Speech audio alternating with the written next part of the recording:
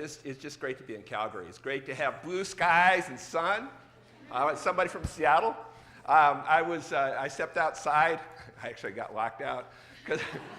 But I just love seeing the kids out there skating and the fire going, and it just brought back lots of great memories of Calgary, and great place, great to be here. It's also great to be away from Donald Trump. Woo! And it's great to be with so many people who share my passion for community. I just really want to thank, I know there's people here from Airdrie, people here from High River, people here from Calgary, from all over southern Alberta, so thanks for coming out, and thanks for what you do for community. So I want to start off just by talking about what I mean by community, because sometimes we use that word pretty loosely. Sometimes we talk about community as a place where we live. But I like to think about community as the people, a group of people who identifies with and supports one another. So you can have a really great place and not have a strong sense of community. And you can also experience community outside the context of a place, right? I think our communities are defined by circles of relationships. There's that inner circle, which are most intimate relationships, usually with family. There's the next circle, which are just circles of good friends, people we know we can count on. There's the next circle, which are circles of participation. Might not be our best friends, but we bump into them on a regular basis in our workplace, in our neighborhood, in our place of worship, in our school. And then there's the circles of economic exchange. Those people with whom we have some relationship because we get services from them, we do business with them. Does that make sense? I've worked in a variety of capacities over the years, as you heard in the introduction, both as a community activist, but I've also worked in large agencies of all kinds, and absolutely believe there's a role for both. We need both good services, and we need strong community. But they're two very different paths. Service delivery is done through agencies, whereas community action is done through associations. Service delivery, we have different classes of people. We have the professionals, we have the volunteers, we have the clients. In community, we're just all citizens in the largest sense of the word. Service delivery tends to be top-down, whereas community is more democratic. Service delivery tends to focus on people's needs, whereas community tends to focus on people's gifts. Service delivery tends to be one way, whereas community is all about reciprocity and mutual support. Service delivery tends to be siloed, whereas community is more holistic. It's where everything comes together. And service delivery is totally dependent on money, whereas community is totally dependent on relationships and trust. And I'm not valuing one over the other. Both are absolutely critical. The problem is over time, we've had more and more and more services and less community. And I'm not one of those Tea Party guys from the United States. I don't think the answer is fewer services. The answer is more community. But it's really tough to get the best of both. Oh, going backwards here. So I think when it comes to the things we care most deeply about, there's absolutely no substitute for the role of community. There's no way you can substitute with agencies, with professionals, with services. Some things are uniquely done by community. And I want to talk about the community's role in promoting health. How many of you are familiar with the social determinants of health? Right? Lots of research shows that the keys to good health involve all kinds of factors: the general social, economic, cultural, and environmental conditions, living and working conditions, social and community networks, individual lifestyle factors. In fact, if you look at this chart, healthcare services is only a very small portion of what contributes to our health. I've seen studies that range from 15 to 20% of our health outcomes can actually be attributed to healthcare professionals.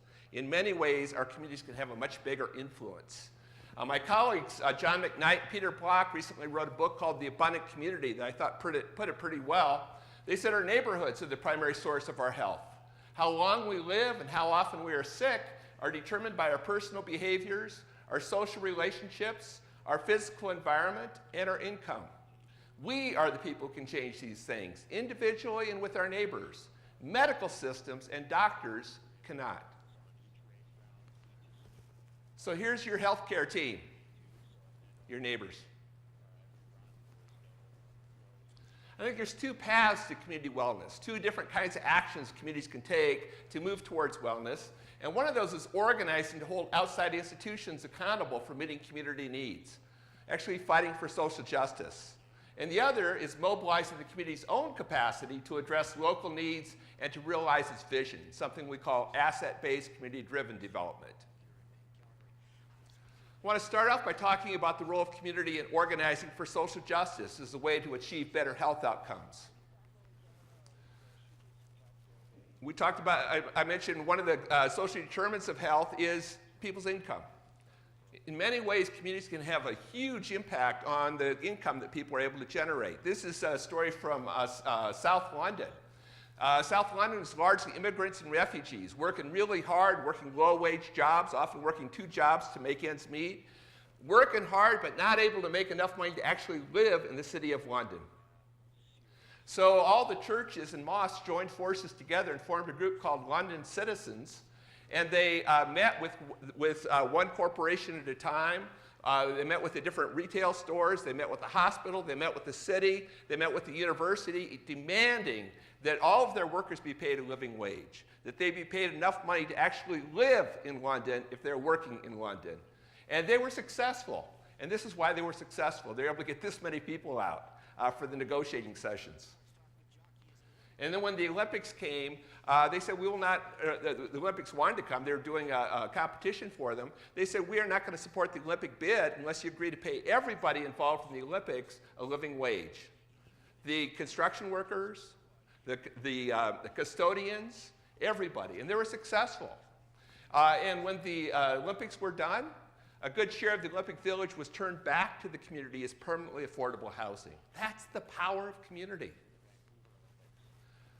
Power of community, the community plays a huge role in promoting safety. This is a story from Tacoma, just south of Seattle. More and more people starting to move downtown Tacoma, but very few crosswalks, very little pedestrian safety.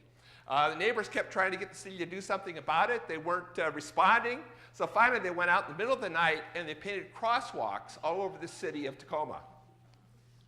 City wasn't too happy about that. They went out the next day with their sandblasters and pressure washers and got rid of those crosswalks. But the next day, there were even more crosswalks. And the city threatened to take them to court. They said, this is illegal to paint your own crosswalks. So the community responded, and they just started painting. Uh-oh, what happened here? I lost my power. There. So the community responded, and they started painting their own checkerboards. And they painted polka dots.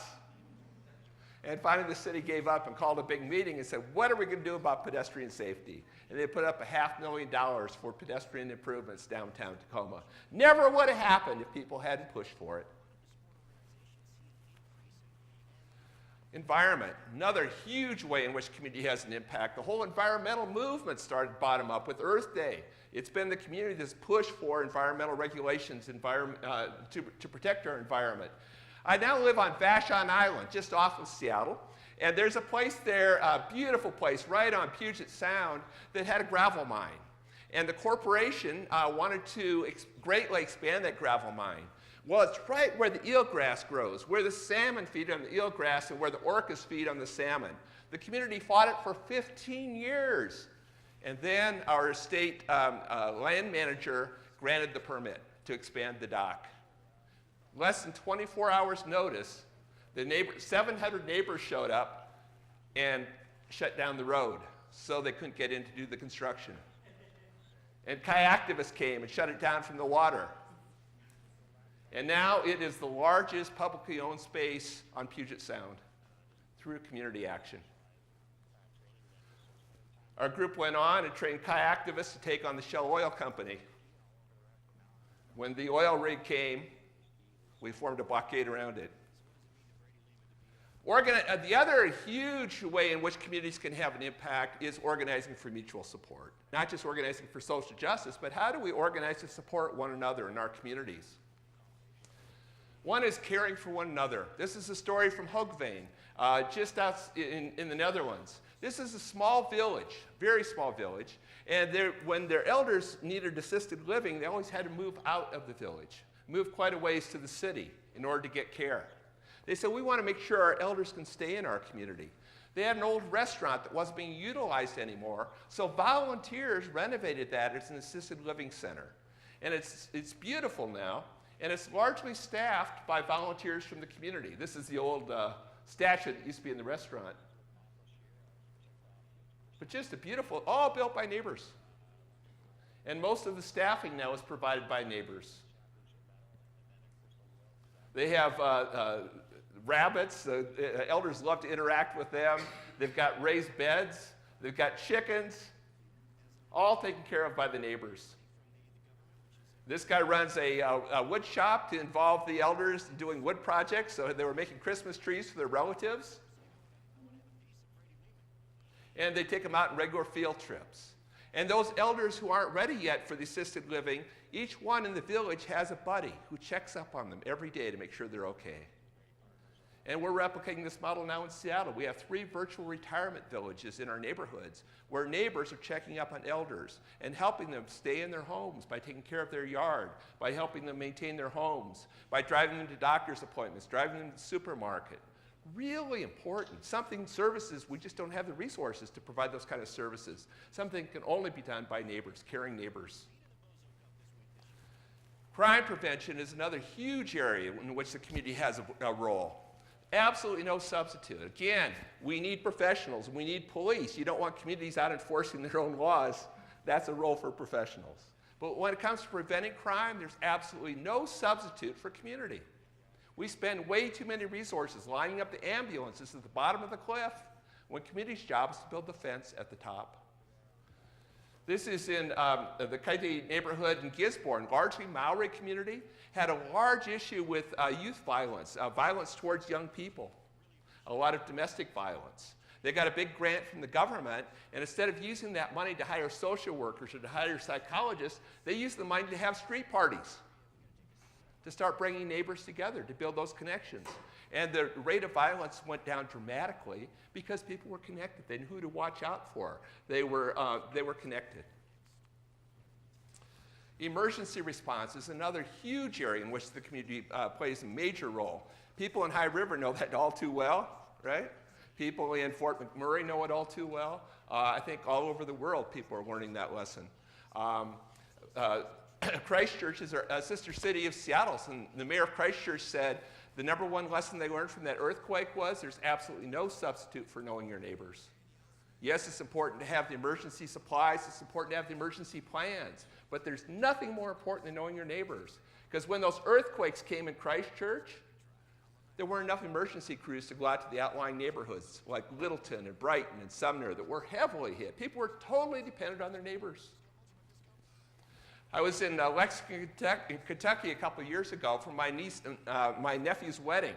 I was walking down the street and I saw this plaque on somebody's house, and it said, "This house built with the support of loving neighbors and friends."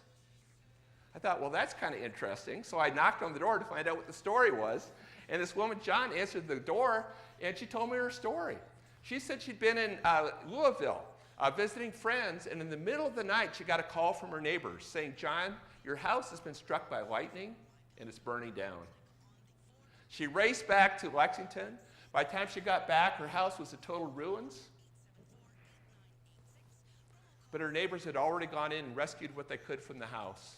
They found her a place to stay in the neighborhood.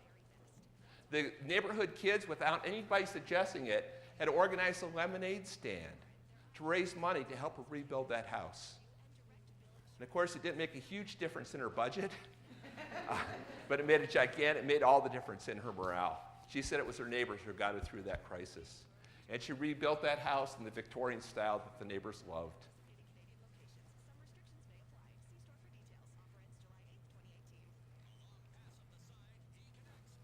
Thing isn't being very responsive here. There we go. Another huge role that communities can play is helping to influence the behaviors of their mates.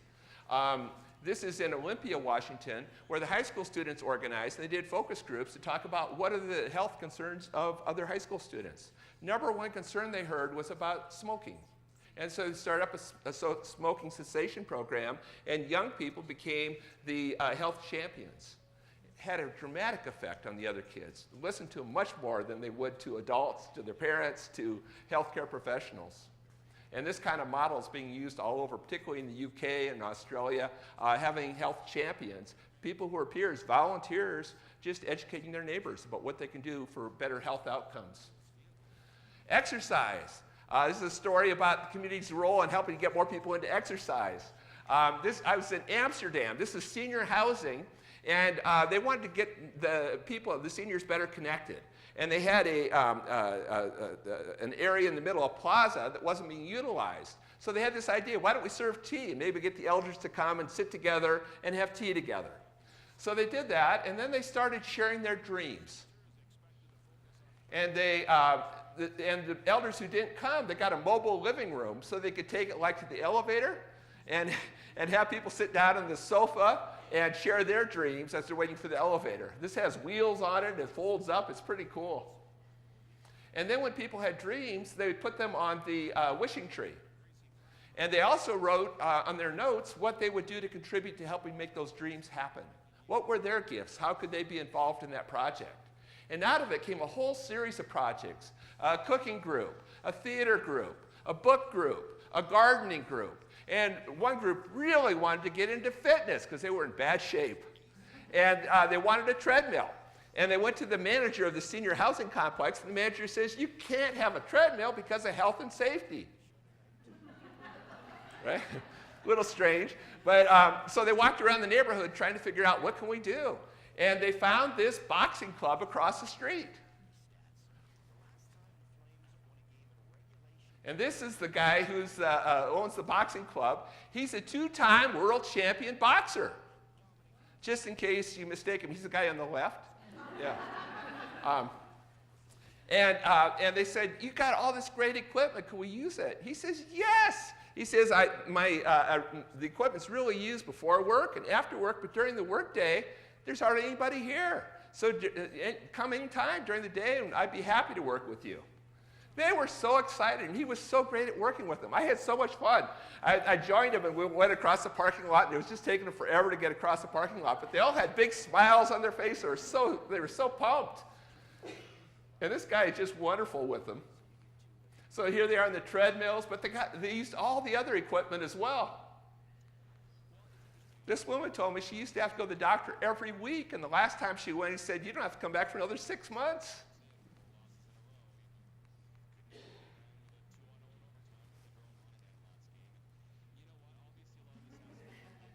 This brings back so many good memories. I love her shirt. Life is short. And just the way they worked together was fantastic.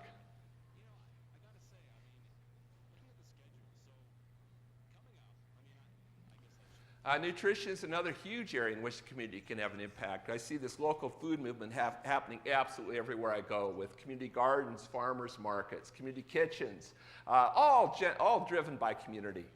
This is in Lower Hutt in New Zealand, just north of Wellington. Very low-income neighborhood. And there was one neighbor named Julia Milne who wanted to start up an urban farm. Well, there was a rundown soccer field at the school that wasn't being utilized anymore, so she talked to the principal and said, could I tear that up to put in an urban farm? Other neighbors got excited about her vision, and they came together around what they call the Common Unity Project. And the whole community got involved in helping build this, particularly the kids. So they built the fence, they painted the fence, they put in a food forest. Some of the men got together and used recycled materials to create a greenhouse, largely using old slot machine covers. They created a rain catchment system. They've got honeybees. In fact, this project is led by former prisoners who are now making some income selling the honey. She started up a worm composting bin. This is Julia. And because it's New Zealand, they had to build a hobbit house. And it's got a little library inside. It's got bookshelves. It's got little furniture. Kids love to go in there and read. All made out of recycled materials. Got a green roof. The crops grew, and some of the neighbors said, why don't we serve this produce in the school for lunch? Because these kids had a huge issue with malnutrition in the school. So some of the parents got involved. They started up a culinary arts program in the school, and now these kids who've been malnourished are eating some of the best produce you can imagine, fresh organic produce. And Julie told me it only costs $10 a day across that entire school to feed all the kids because most of the produce comes from their farm. And there's always extras, so the parents take the extras home to feed their families. I love this sign in the garden. We have two hands, one for giving, one for receiving. That, to me, is what community is all about. Mental health is another huge area in which community can have an impact. I was in Lewisham in South London and met this guy on the right-hand side. He's a physician. And this physician told me the number one complaint he got from his patients was that they were lonely and depressed. He said, that's something I can't solve with medicine. So he organized a time bank. Are you familiar with time banks?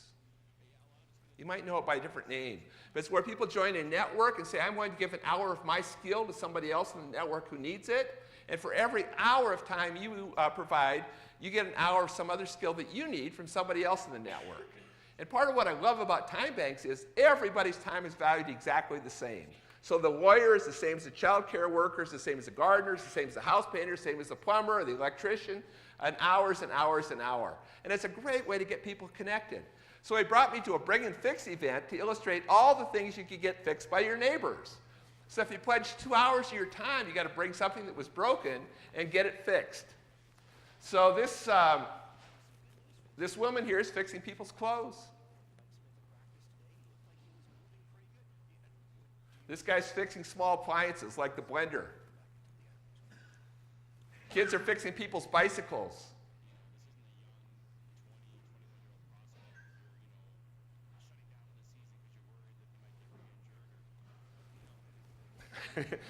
Fixing somebody's hair.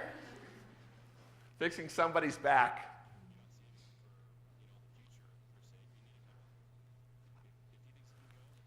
This clicker doesn't like me going so fast. What I really love is it's a way for people to do things together. So here people are working together to make a fruit smoothie. And you can get anything through this time bank. This woman even offers skydiving lessons. So here they are celebrating the 8th birthday of their time bank. And this doctor told me he no longer prescribes pills for people who are depressed and lonely. He prescribes that they join the time bank. We did one of these on Vashon Island last weekend. We had a repair cafe and had 40 volunteers show up, and people just brought in all the things that need fixing, and they fixed everything for free for people. And just everybody was smiling, weighed all the things that got fixed that would have ended up in the landfill otherwise. And people were able to reuse their all kinds of things, clothing and electronics and furniture. Social inclusion, another huge role of community. This is in the Beacon Hill neighborhood of Seattle. This is a high-rise for low-income seniors and people with disabilities. Well, this high-rise has a security system so that no strangers can get inside. So that nobody from the outside neighborhood can ever get into this building. It's surrounded by single-family homes, but nobody from those homes could ever get into the building because of the security system. And the people on the inside are afraid to go outside because they don't know anybody on the outside. So one guy had an idea, and he talked to the management and said, can we take the security system off on a Saturday afternoon? And he put flyers around the neighborhood inviting people to come up to their community room on the top floor.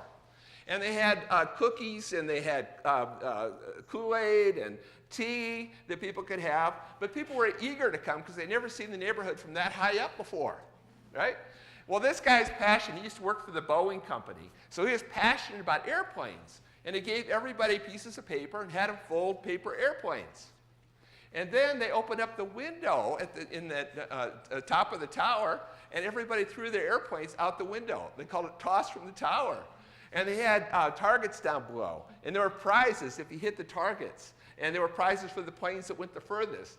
And then everybody went outside together and cleaned it up. But in the process, they made relationships. And now they do an annual toss from the tower. Every month they have a Chinese tea ceremony in this room that all the neighbors are invited to. There's a magician in this high-rise who does magic acts for the kids every Saturday.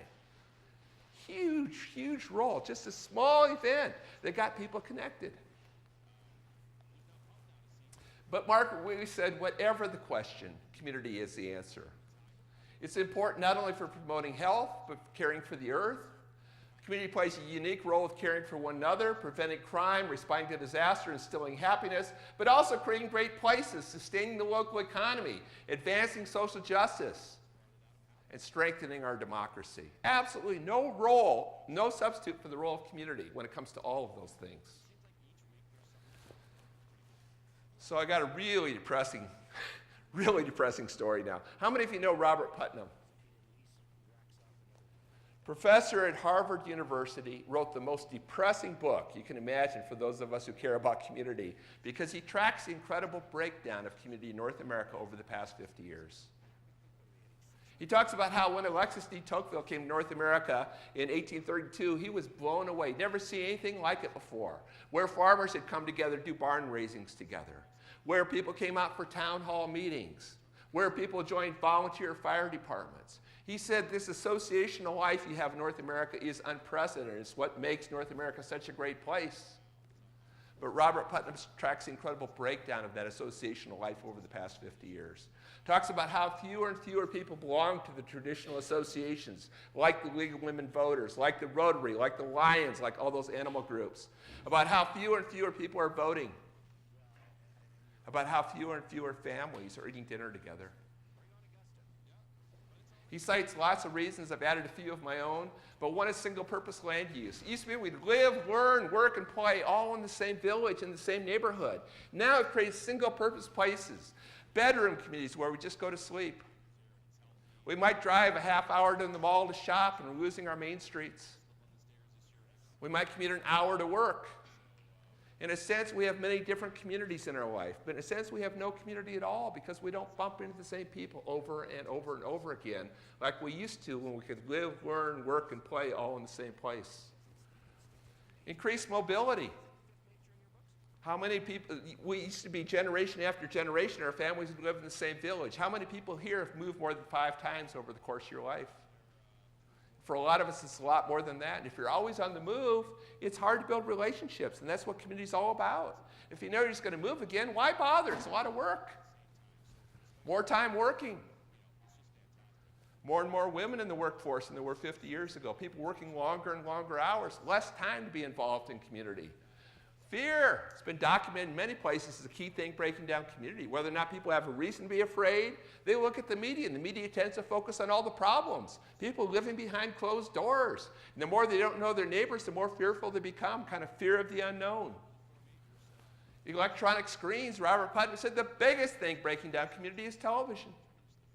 People say they don't have time for community, and yet they spend an average of 3 or 4 hours a day in front of the television set. He wrote this book 15 years ago. Now he would add all those other electronic screens. I spoke at a health conference in Banff a few years ago, and a researcher reported that young people are spending an average of 10 to 12 hours a day in front of screens of all types. And social media can be a great way to reinforce our personal connections. It just can't be a substitute. And for a lot of people, it's become the substitute. I do a little bit of Facebook. I saw a cartoon on Facebook, and it showed a couple of people in the funeral parlor sitting in front of the coffin. And one turns to the other and says, I don't understand why more people aren't here. He had 2,000 friends on Facebook. Right? Friends are only friends if they're going to be there for you. Right? We have all these virtual friends. Increasing globalization, where decisions and products are made further and further away from where we live.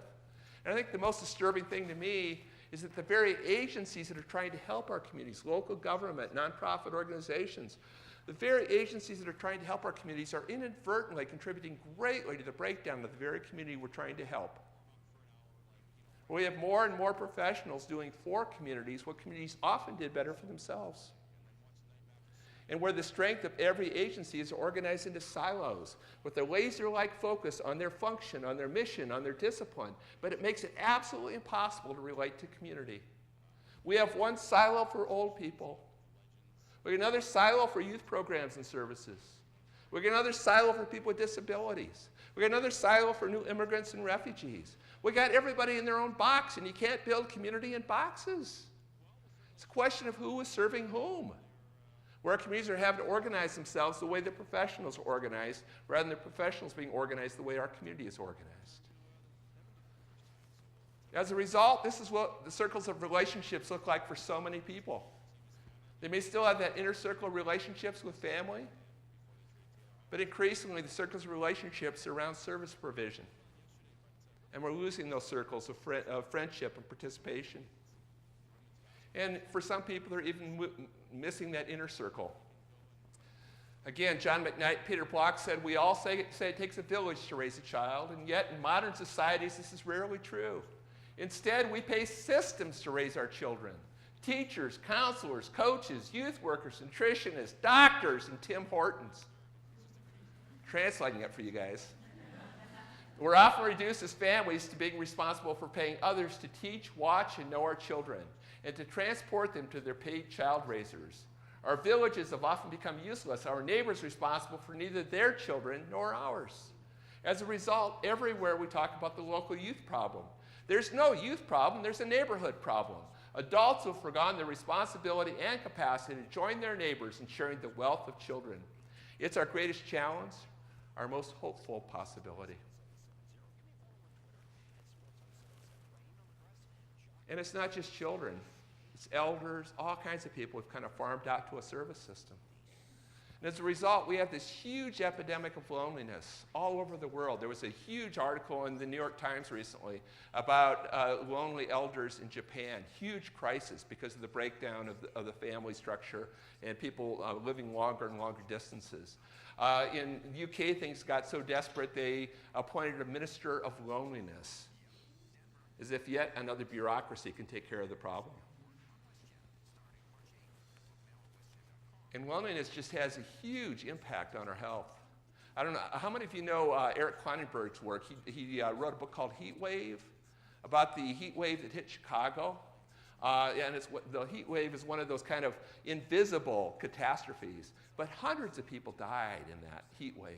And he did an analysis of two identical neighborhoods where the demographics were exactly the same.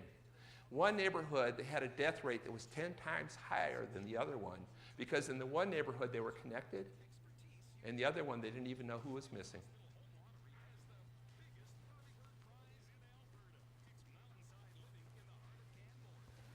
And this was work done at Brigham Young University in 2015, but they found that lacking social connections is a greater health risk than obesity and physical inactivity. It's as dangerous as smoking 15 cigarettes a day.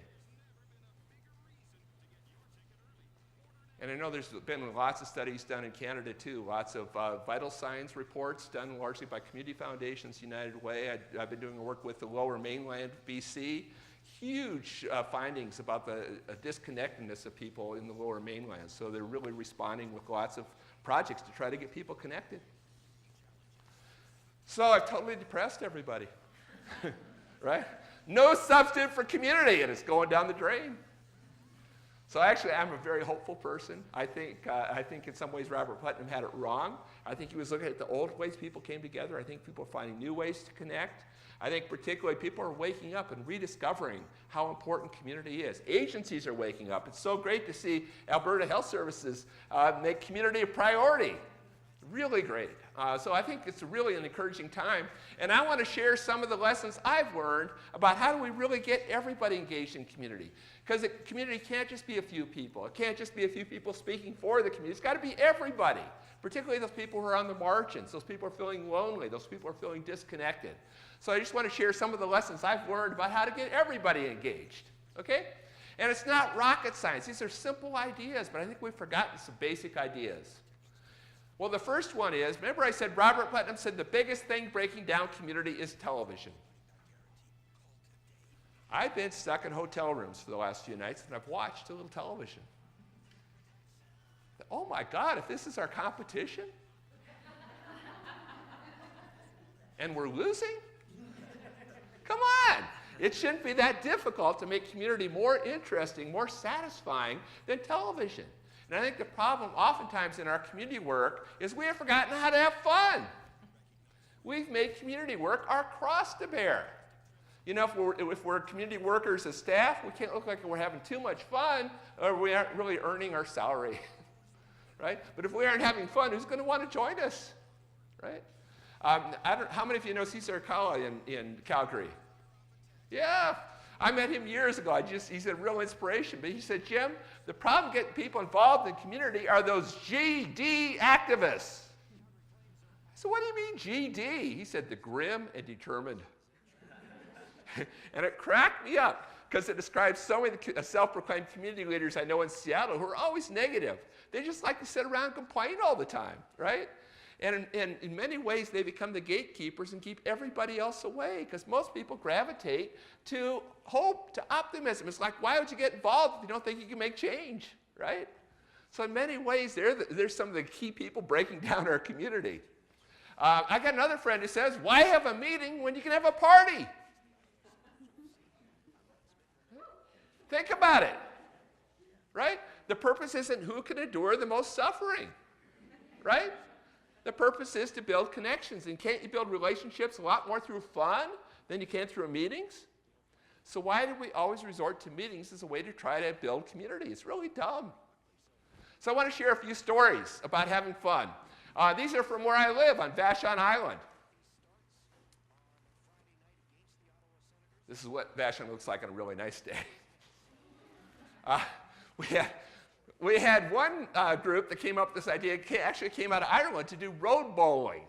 And I had never heard of road bowling, so I was curious, and I turned up. And it turned out they weren't bowling at all. They were drinking, drinking beer, and they had gin and tonics to kind of warm up. And then they got these, lots of drinking. And then they got these balls. They're steel balls. They're like cannonballs. And the objective is you roll them as far as you can down the road. And then you follow your ball, and then you roll it again. And the objective is to see who can go the furthest with the fewest number of rolls. Probably something you can't do downtown Calgary. But, you guys who live in rural places, it's a lot of fun. But it was just a great way because we had people from all ages, people from all abilities. It wasn't terribly strenuous, but we walked several miles that day doing road bowling.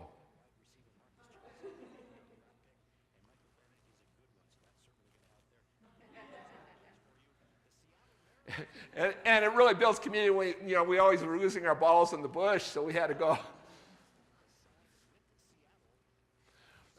Some of the more ambitious people on our island organized a passport to pain. Vashon Island just has these incredible hills. So they put all the biggest hills together, a course with all the biggest hills, and the objective is you go 15,000 elevation gain on these bikes. And then neighbors have different stations along the way, and they stamp your passport to show you've come through. So it's called Passport to Pain. Here's somebody's passport. Yeah, here's one of the hills. And this one's called Burma Road. It's over by my house, and it's really steep. It's called for Burma for good reason. It's really skinny. It's winding. It's just torture to get to the top of it. And you finally get up to the top of this, and there's neighbors there dressed as the devil. and you finally get up to the top, and you're panicking. You can hardly go anymore, and it says, "Go back down. Come back up again."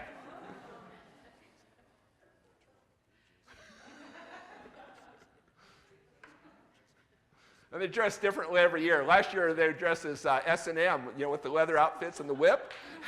They got to the top and said, "Oh, that felt good. Do it again." Trying to figure out how to get people a little more sedentary into fitness, and realized a lot of people had those exercise bicycles, but they hadn't used them for years. They're sitting in their basements, sitting in the garage. So they encouraged everybody, put your exercise bicycle out on the beach. And people just love to go out there. We got a great view. You're with all your neighbors. It's a lot of fun, and you're getting exercise. Trying to figure out how to get people into good nutrition. We have a farmer's market, and trying to figure out how do we make good nutrition sexy. Well, somebody came up with a great idea. Of course, you do a vegetable peep show. Some of you may want to close your eyes in this next one.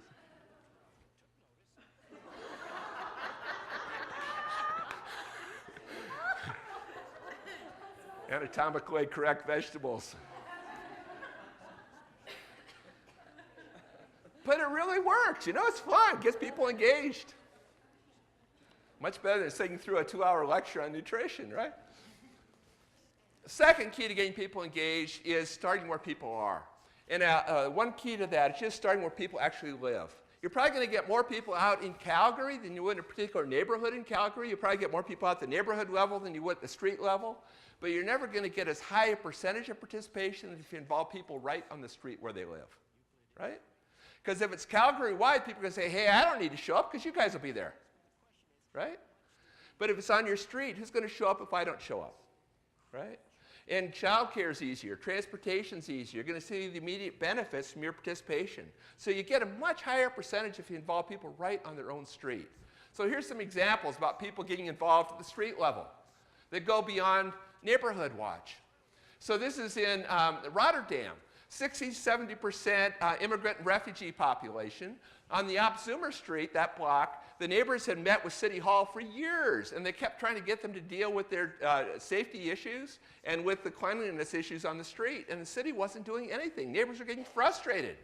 Finally, one of the neighbors said, why are we spending so much trying to get the city to do this? Why don't we just do it ourselves? We're actually in a better position to deal with issues of safety and cleanliness as the city is anyhow. So they self-organized to clean up their street and watch out for problems and to support each other. Well, now about 80% of the blocks in Rotterdam have self-organized, and they call it the Opzumeren movement. And if you have at least 4 public events a year on your street, you get this symbol up on your block, and people really strive to have that. And they talk about how they can support each other. It's a little different on each block. Some places it's about supporting latchkey kids. In other places it's about supporting elders. Other places it's about teaching each other Dutch. In others it's just about sharing tools and equipment, or usually all of those things. And in each block they have a discussion. All the neighbors come together and they said, what are the values by which we're going to live together on this block? And then they agree on a set of values, and they post a big sign that said, here's what we've agreed to. And so each one's a little bit different, but this one says, we're going to welcome people onto our street. We're going to watch out for each other's kids. We're going to keep the fronts of our houses clean. Really cool. Block connectors. This is an idea that started in Edmonton. I was just there yesterday, and I was meeting with Howard Lawrence, who came up with this idea, but now it's spreading all over Alberta. We're doing it in Seattle, doing it in Florida. I know it's happening in many places, other countries around the world, but the idea is just to organize block connectors and get block connectors, volunteers, to have conversations with their neighbors to find out what their interests are and to find out what they'd like to do to help support their neighbors. And then they connect people around shared interests. And it's just been a fantastic way to start getting people connected and building that sense of community at a very local level. And the community leagues are involved because it's a way to build building blocks towards a really representative community league. So you don't start with a few people at the top. You really have the community league connected all the way to all the different streets in the neighborhood. Really cool idea. This is in Newcastle in Australia. And some of the neighbors, they had this piece of property right across from their house, and it was owned by the city, but really wasn't good for anything. Neighbors didn't know each other, but one of the neighbors was really passionate about native plants, and they said this would be a great place to have native plants. So they went out and started planting native plants. Well, the other neighbors saw them do it. They got excited. They started planting, helping them plant. And then they just said, let's create a gathering place so we can get together and play games, eat together, and start building a sense of community on our block. I was there a couple years later, and it was incredible how these, and have events there. I was there a couple years later, and how the kangaroo paws had grown in just that short period of time. And I looked up in the tree, and there in that tree were these weirdest birds I've ever seen in my life, and I've seen some weird birds. But these were tawny frogmouse. And their mouths opened so big, they swallow whole possums. Totally took care of the possum problem in the neighborhood. But right there in the center of Newcastle, these native birds are coming back because they planted these native plants. But the coolest thing was this tour was led by this guy in the center here. He was a Vietnam War veteran, had huge mental health issues, just stayed in his home, was totally isolated. But after a while, seeing neighbors out there working on the project, he went out and volunteered to help.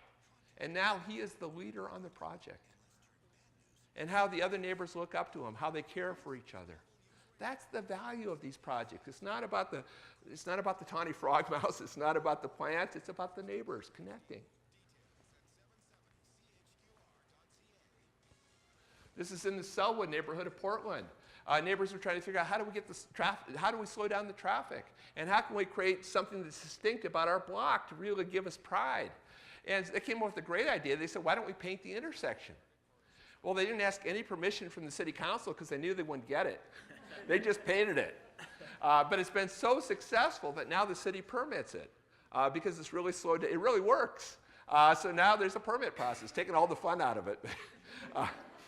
But then they went out and started building street furniture out from the intersection. So they have a cow bench, they have a tea station, and people take turns every day filling up that teapot with hot water so neighbors can gather around and drink together. This is something we've been doing. We've got 37 neighborhoods now that create neighborhood greenways in residential neighborhoods, trying to figure out ways to slow down the traffic and to put greenery in so that families feel comfortable bicycling and walking in the street. You know, rather than just have all the bicycle paths be on major arterials where most families don't feel very comfortable. So let's pick the streets that are already pretty calm in residential neighborhoods and further slow down the traffic and make them safe places to ride. And now we do regular bike rides in these neighborhoods. They'll ride from one neighborhood to the next. These greenways are starting to connect with each other, but it's all driven by the community. So we're not only building greenways, we're not only getting the exercise, but we're building the relationships in the process. Yeah, we have these little traffic circles all over the place, and neighbors maintain them themselves. They have real pride in it. We have a traffic circle contest every year to see who has the most beautiful traffic circle. Huge competition. This is in Bristol, in England, and they came up with this idea about doing street play. So once a week, on Tuesday afternoons, they close their streets, and people are playing, using it as a playground. So it's for kids, adults, everybody. But it's just a fantastic way to connect neighbors and get people into physical activity. And this idea is spread now. I know it's in Toronto, Vancouver, maybe here, I don't know. Second key to starting where people are is to start with their language and culture. That if we really want to get everybody engaged, we need to use their language. And I'm not just talking about non-English languages. I'm saying even if everybody in the neighborhood is speaking English, we need to speak the same English that they're speaking. And increasingly, we use our professionalized, specialized language. We use really fancy terms like asset-based community development, right? To mean something really simple, right? Which is just build on your strengths, right? Or and to start with their culture. So one of the things we did where I live, where we have many different cultures, trying to figure out how do we get everybody engaged, we said, let's have a world dance party, right? And it was all organized by neighbors. And the first world dance party, we had people show up from 12 different cultures sharing their dance with each other. Fantastic way. We had so much fun. And we had people there not only from 12 different cultures, but from every age group, from this older woman to this little girl, right? She was our DJ. We had so much fun that now we do it every month. We have hundreds of people show up and we learn new kinds of dance all the time. But seeing the different cultures is a real strength, trying to figure out how do we celebrate our differences through what we also have in common, a love of dance, a love of getting together. So starting with people's culture, with their language, really important. Third, start with their networks. So oftentimes we think our group is the only one in town. We're trying to get everybody to join our group. And we forget that people only have so much time in their lives, and most people are already organized. Just about everybody belongs to some kind of network, formal or informal. Most of us belong to multiple networks. You know, it might be faith-based networks. It might be a neighborhood association. It might be a cooking group, a parents group, a women's group, a youth group, a senior group, service organizations, crime prevention groups. There's just hundreds of groups, formal and informal, in every neighborhood. You're never going to get everybody in the same group. Most groups tend to be one kind of people. We try to be inclusive, but people who are different coming in don't always feel that welcome because the leadership has been set, the language has been set, the agenda has been set, the relationships are set. So people who are different don't always feel that comfortable coming in. So I think a better way to get that kind of diversity and create inclusivity is to say who's underrepresented in our network and what network are they a part of? And how can we start finding common interests across these different networks and bring them together around shared dreams, around shared visions for our neighborhood? This is a story from Wodonga, from rural Victoria in Australia, about different groups coming together. So the neighborhood association wants to start up a community garden. They approached the local church and said, you've got this big grassy area, can we tear that up and put it in raised beds? The church said, okay. Well, these were a bunch of gardeners. They didn't know how to build raised beds. So they're trying to figure out who could help them with that. Who do you think they contacted? Anybody ever heard of the men's sheds? It's really cool. Every village in Australia has a men's shed, a big warehouse where retired men get together and make things for the community out of wood using power tools. They make wooden toys for the kids for Christmas. They renovate community facilities, do all kinds of great benefit to the community, but it's also a huge benefit to these men because it helps deal with their mental health issues. They're able to talk about issues that they're uncomfortable talking about at home. It helps them build relationships with other men. And the wives love it because it gets them out of the house for a while. Yeah. So here's the men's shed in Wodonga. And here's a guy with all his power tools. And they built the raised beds. And then they tried to figure out what other groups could we include. And they reached out to the Mutual Assistance Association, which is for new immigrants and refugees. They were excited because they were able to grow food that was indigenous to their culture. They said, yeah, we'll get involved. They went to the senior center. And a lot of the seniors were retired farmers. And they were eager to share their knowledge and also to get back to the soil again. So they got involved. The crops grew, and they realized there's a commercial kitchen in this church. And they asked the church, could we use your kitchen? The church said, okay. So a local chef came up with the most incredible recipes, and the whole community came together to gather that produce and to process it. So the women's group from the local church got involved. The high school student club got involved. Across the street is an institution for people with intellectual disabilities. They are no longer the people with disabilities, they're the community chefs. Right? They're so proud to be cooking for the community. And all these groups work together to produce hundreds and hundreds of meals for people who otherwise would have no food at all. That's the power of community. That's the power of working across all the different networks, all the different associations.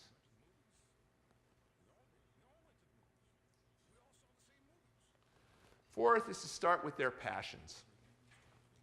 So oftentimes in our community work, we're starting with what we're passionate about, or what we get paid to be passionate about, or what we got a grant to be passionate about, right? And then when nobody joins us, we say, God, people are apathetic, right? Nobody is apathetic. Everybody cares deeply about something.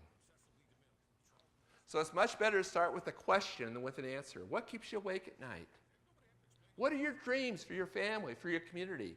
If you can tap into what people care about most deeply, give them a sense they can do something about it, they're much more likely to get involved. You spend a lot of time trying to convince them to care about what you care about.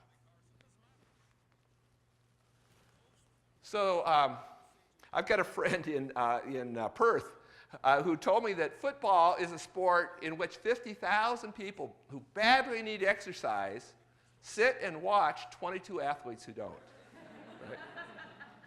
Right? And the idea is, community can't be a spectator sport. So these are guys who are football fans in, they were just some pretty obese guys in Scotland. And they tried to figure out, how do we get these guys into fitness? Well, rather than just lecturing them about fitness, they said, what do they care about? They care about football. So they got their football stars to lead a program called Football Fans for Fitness. And here the football players are working with these older men, and they're so excited to be working with the football players and the football fitness coaches. And they form teams, and they work out. And they get certificates of achievement. And look, they're just having a great time, and they don't know they're getting fit, And this is Netherlands. We had a group of civil servants come from the Netherlands to Seattle to take sort of a master class about how to work with community. A couple of them were firefighters. And I said, what's your issue? They said, we just can't get the community engaged. I said, what are you trying to engage them around? They said, we have all these fire safety workshops and nobody ever comes. What do we do? So I said, why don't you just go out to the community and find out what they care about? Start with that. So they called me up and said, we want you to come to Lindbergh. I flew out to Lindbergh. They picked me up at the airport in a fire engine. God, it's every boy's dream. It was so cool. And they took me to the fire station. They told me the story. They said that they'd gone out and talked to the neighbors, and the number one thing they heard from the neighbors was, we'd like to start community kitchens. Well, these firefighters recognized they had a kitchen in every one of the fire stations. So they invited the neighbors to come in, and now they cook and they eat together. And as they cook and eat, they talk about fire safety.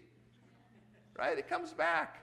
Just got to start with the community. If the community owns it, they're going to get involved. If it's your idea, they're always going to look to you to make it happen. Third key is to lead by stepping back, a new kind of leadership. I think we all know those people. Some of us are those people who are working 24/7 on community, getting burned out, saying nobody will help me. You know anybody like that? And often fail to recognize that they're their own worst problem.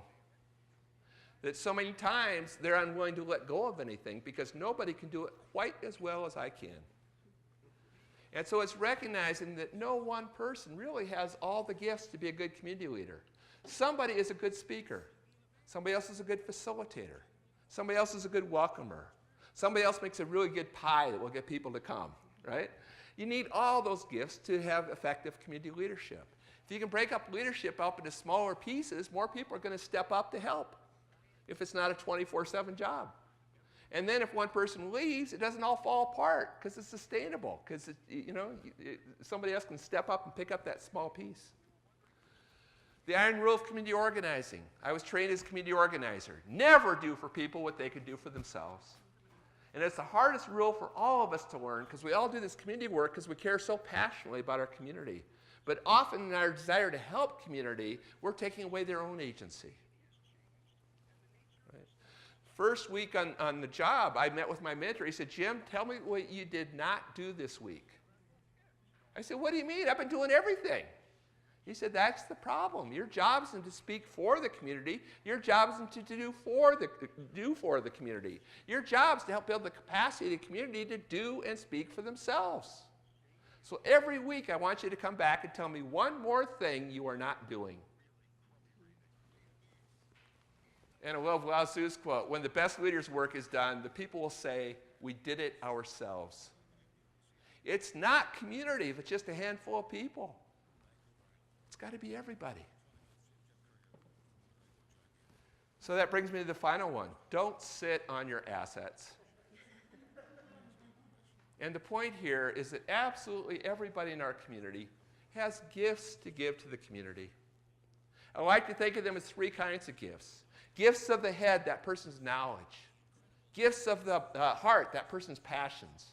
And gifts of the hands, that person's skills. Absolutely everybody has these. But the problem in our society is that we have labeled most people not by their gifts, but by what they are missing.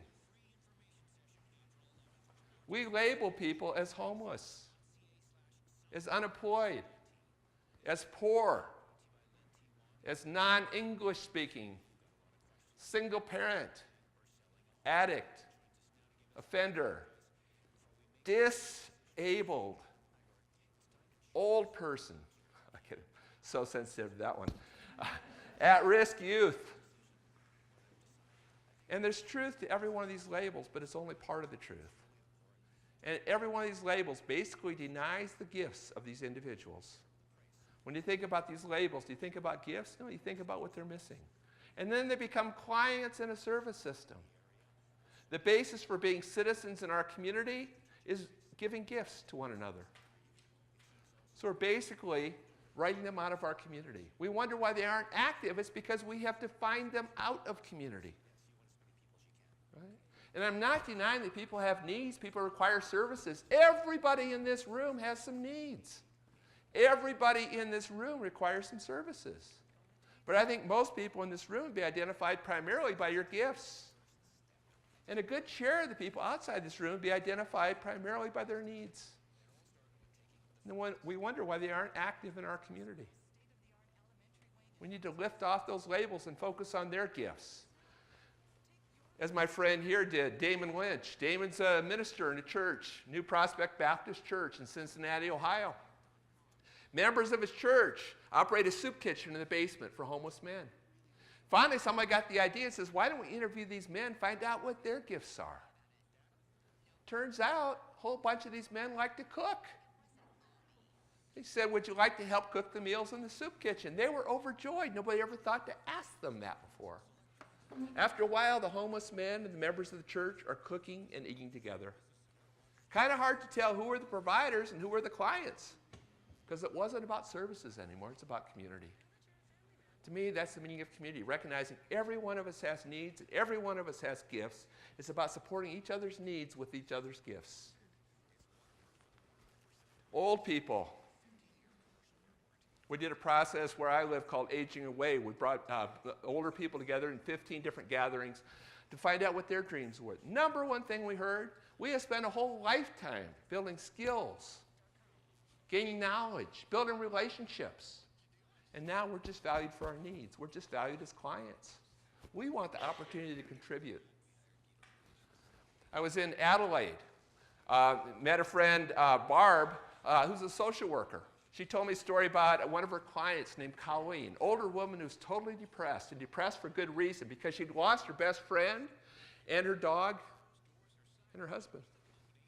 Nobody left who she felt connected to or who she thought cared deeply about her. So she'd just given up. She's just laying in bed day after day, depressed. Barb came to see her one day, saw this knitting by the side of her bed, said, what is that? She said, it's a tea cozy. I made it years ago. Barb knew there was a new upscale tea shop going in Adelaide, so she talked to the owner and said, do you think you could sell some of these?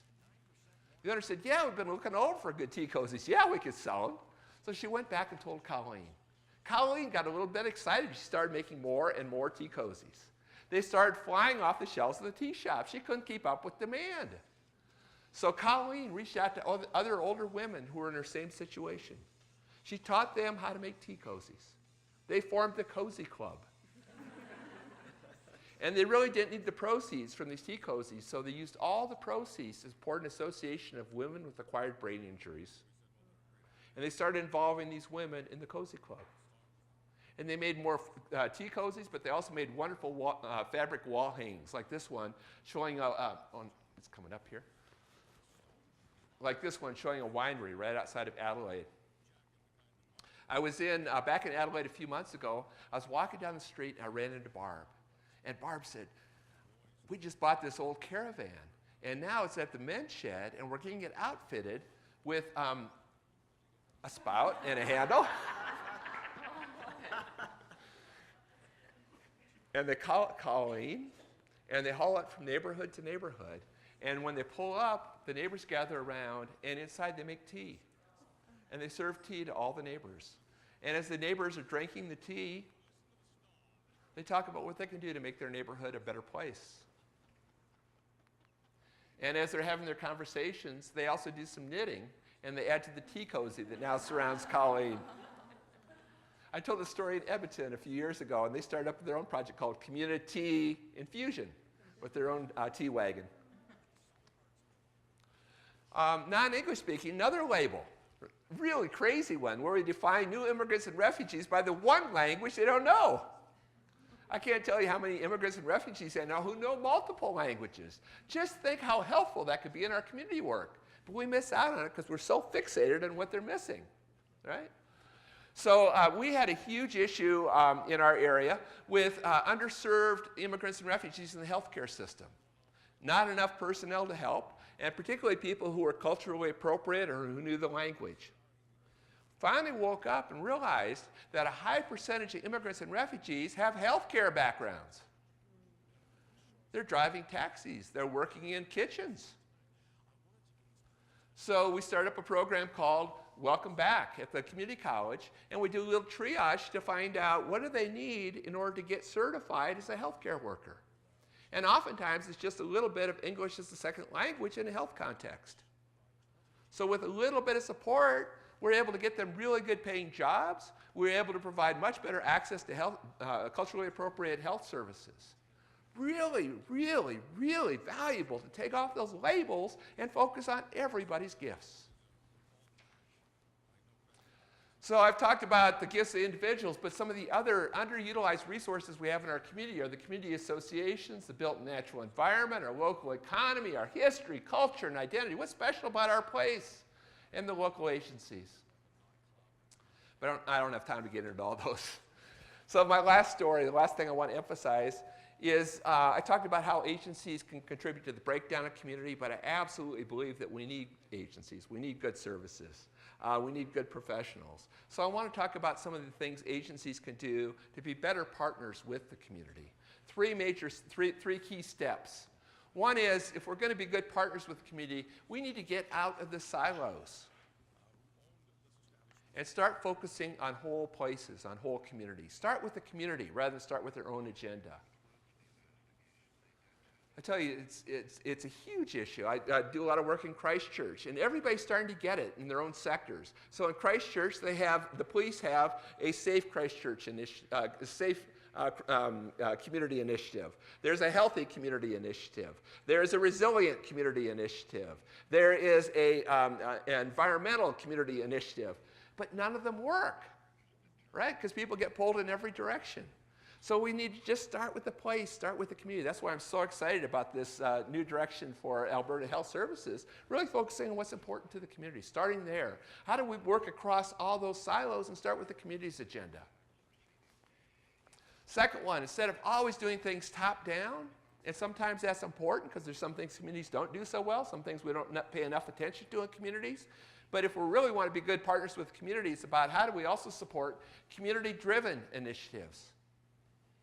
This is the shuffle bus in Seattle. And then the third is instead of always, is about, typically we start with the needs of the community. We often say agencies need needs, right? It's a good thing there are needs in the community. There'd be a lot of professionals out of work, right? And that's a good thing they're professionals because there's some things communities don't do so well. But often in our desire to help communities, the first thing we do is do a needs assessment to figure out what are all the problems? How can we be the most helpful? It's a very legitimate exercise. The problem is we often overlook this map of exactly the same place, which are all the strengths of the community. And I would argue that this is the basis for partnerships. If the community is bringing nothing but needs to the table, all the power is with the professionals. There's really no value in partnering with the community. It's not a partnership. It's not equal. It's when we recognize the resources of the community that there's real value in that partnership. It's real genuine. And one last story, just to kind of share how that can happen. So this is in High Point in Seattle. It's low-income housing for largely immigrants and refugees. And there's all kinds of nonprofit organizations providing services there. One of those is Neighborhood House, and they got a grant to create a healthy community. So they put up posters inviting people to come to a gathering about creating a healthy community, and nobody showed up. They did some of you have been there, huh? So they did the sickest thing in the world. They started paying people to come, and they had a paid advisory group. And they met with this group and said, what would create a healthy community? And they came up with a long list of ideas, but they were all things for the professionals to do, because that's how everything gets done in High Point. There weren't any extra resources to implement any of these ideas. They asked me to come in. I said, could you get your neighbors involved, your friends involved? They said, you know, fitness and nutrition aren't our top priority. I said, what do you care about? They said, we just want to create an awesome community. I said, really? Would people come to a gathering about creating an awesome community? They said, if we had good food. I said, well, I just have a little bit of budget. I could pay for the ingredients. Could you cook the food? People were so proud. They brought their dishes from all over the world, shared them with each other. So proud to bring what they'd created themselves. They said if we had some entertainment, people would come. I said, what could you provide? One of the seniors said, I belong to a line dance group. And they showed up, and some of them even had walkers. But the music was so contagious, the kids jumped up and joined them and said, can we do this with you every month? They said if we had raffle prizes, people would come. I said, what could you raffle? Somebody said, I do knitting. I'll make a stocking cap. Somebody else said, I do gardening. I'll put a couple hours of gardening. Right? Somebody else said, I make a great pie. I'll bring the pie. We had so many raffle prizes. We were raffling for a half hour. Right? It was fantastic. We didn't use any written advertising. We just asked people on the advisory group, what network do you belong to? And somebody said, I belong to the local Baptist church. Somebody else said, I belong to the mosque. Somebody else said, my kids go to the local school. Somebody else said, my kids are in the soccer club. Somebody else said, I'm in the Samoan group. Somebody else said, I'm in the Somali group. So everybody used their relationships to invite people. It's the best way to get people engaged, working through all those networks. So we had a huge turnout. And then I asked people to do a little brainstorming about what would an awesome community look like. And then I said, what kind of actions could move you towards that vision? They came up with a long list of actions.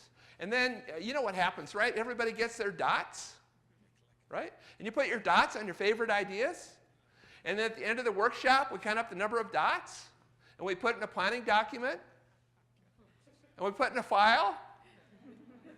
And we never see it again. You been there?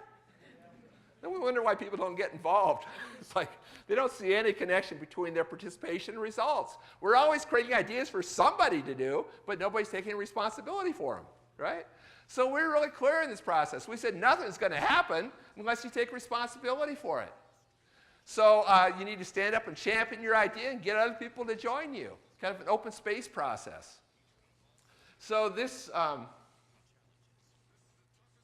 here people are brainstorming their ideas.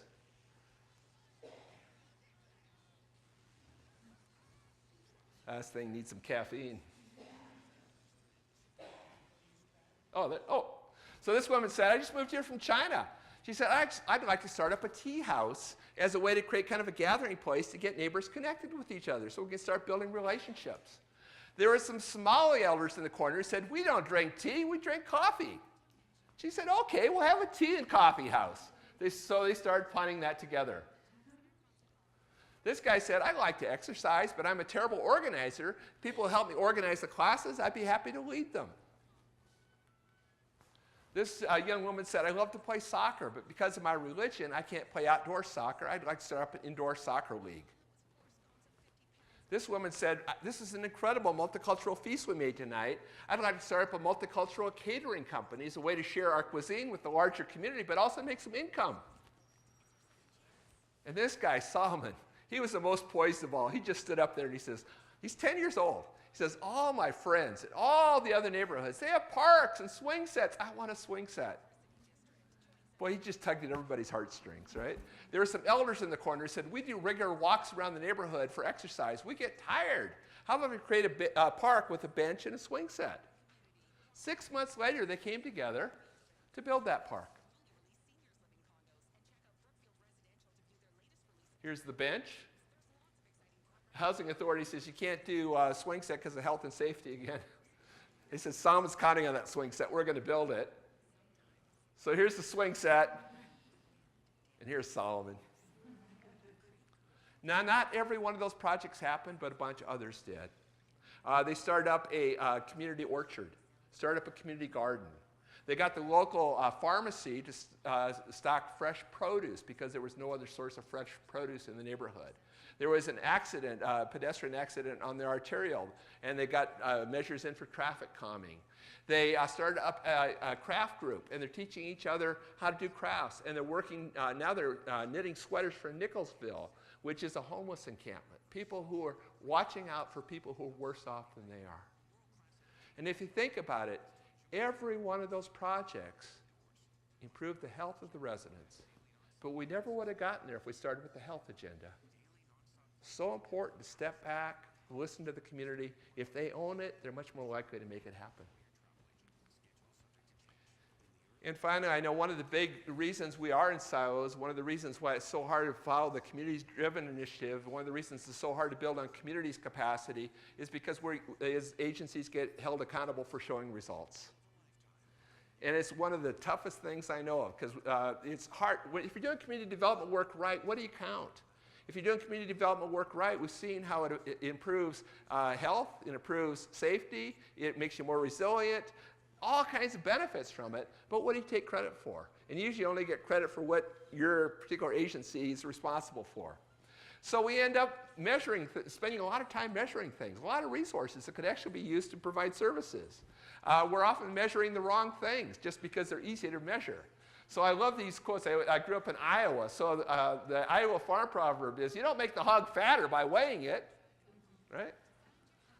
And I love Einstein, not everything that can be counted counts, and not everything that counts can be counted.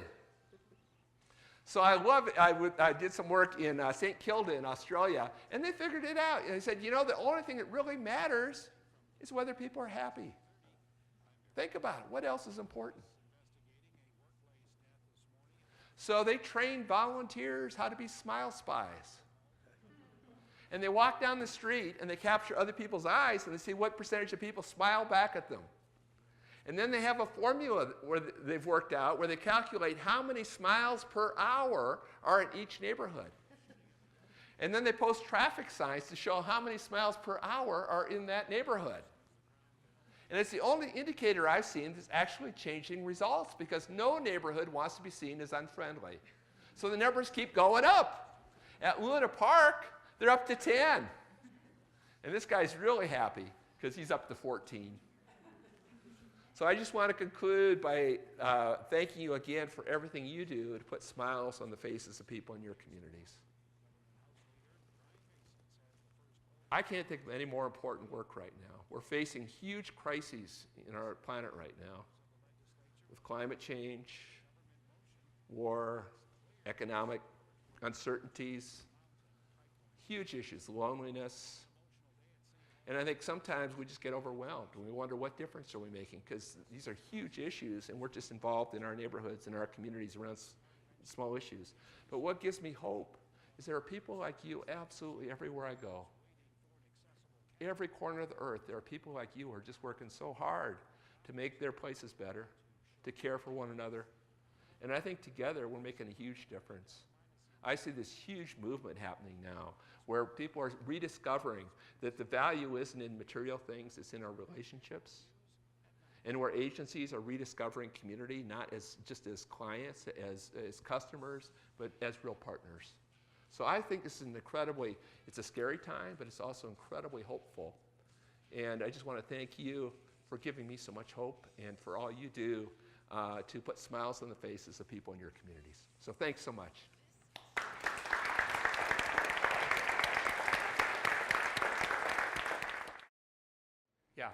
Yeah, I've done a lot of work at national levels and at provincial levels or state levels around the world.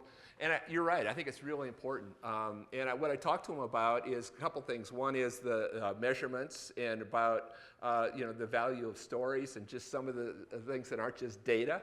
And the other thing I talk about is, are there ways we could just focus on how do we fund community building outside of the silos? Because right now, they're funding community building in each silo, and it's incredibly waste of resources, or you could have a lot more community builders, and it's not very community friendly because you've got multiple people trying to reach the community, each around their own agenda. So if we could have community builders who are really place-based, to start with the community's agenda and then bring in the agencies to the extent that that's the priority for the community, it would be a much better match. I've had some success in some places, but it's hard. It's really difficult to change the bureaucracy. Yeah, and I do a lot of the same things I do with people at the local level. I just ask them to take off their work hats and think about themselves as community members. And how do they experience their community? Do they experience it in that silo? And how connected are they with their neighbors? It's something we got to keep working on. Yeah, for sure. But don't wait for it. In the meantime, we just got to figure out how we get around them. And a lot of people are pretty good at that.